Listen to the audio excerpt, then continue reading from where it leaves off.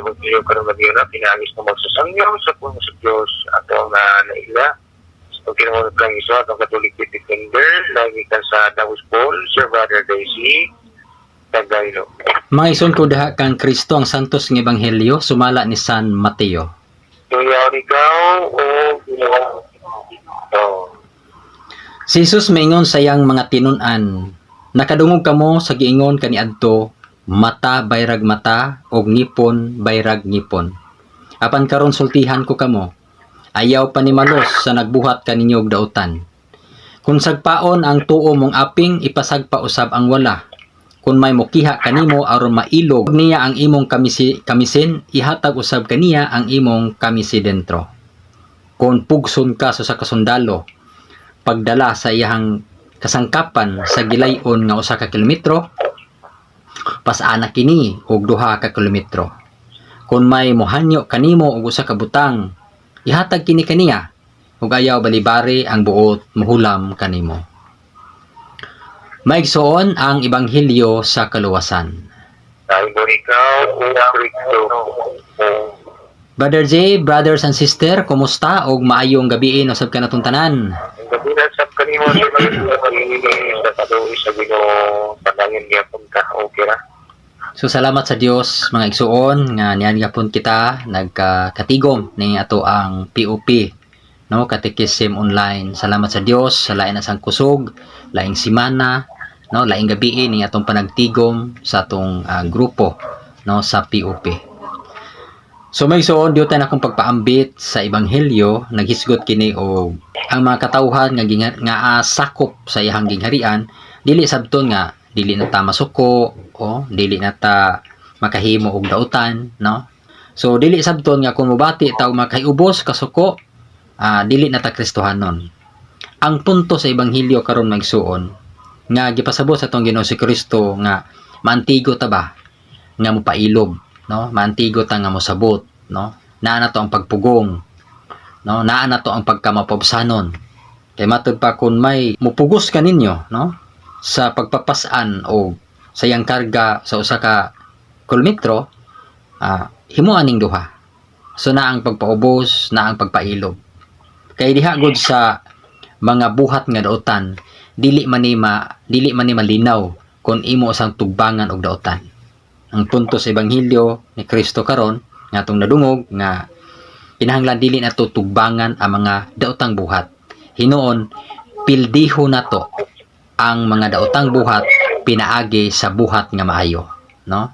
Mao kini ang punto ni Kristo sa pag-ingon niya nga kung may moilog, no, sa inyong kamisin na ihatag ng kini ang inyong kamisi dentro. Kung may mohanyo kanimo sa paghulam, no, ayo balibare, no, kung dunata. So mao kini ang punto sa Ebanghelyo nga si Kristo nagpahayag gayud nga dili inta ta madumtanon, no, dili na tutugbangan kung unsa ang daotan nga buhat, dili na tutugbangan og daotan, hinuon pildiho nato ang daotan nga buhat pinagi sa buhat nga maayo. So may suon mo kani ang akong pagpaambit sa Ebanghelyo, ang pagpudyo sa Ebanghelyo karong adlaw o hinaut-untang ang Dios magapanalangin ka nato. Balik kanimo Brother J og may gabi na tong tanan mga igsuon. Salamat. Pamulandong panos kadasig ko sa paglaom alang sa tanan. Para kaga na pagtagar nga tong babanan na mapatanaw sa tumpaga paambit sa Santos sa Ebanghelyo karong gabi una. Apan sa itong igsuon atong nasabigan ng Espiritu Santo niya mulamdan kanato. Sa pagpapambit o mga Espiritu Santo po na mga kasing-kasing sa mga alagad. Huwag na ba niya kanilang kalagay sa mga gugma, ipanilang imong Espiritu, mamugna sila. Kung bago, ang dami na tantan mga isyon ka ni Kristo, lamis tantan ng kaubanan, naman sa ito ang pinang speaker karong gabi na. At ang Santo Rodrigo na tandong sa pulong na ayaw panumalos. Ay sa among pinabuhi isip tao, kalito yan, inagit tayo. Ako'y ikan sa pagbalos bitaw sa buhat. Ako umingi maayo po, nagpasipalan ako. Pero sa kanunay yapon akong alam po sa akong kasing-kasing naman sa pagbalingon na adili ako ang pagpanimalos. May wala akong katungod malos kundi ang Diyos lamang ang mag-igo sa tanan.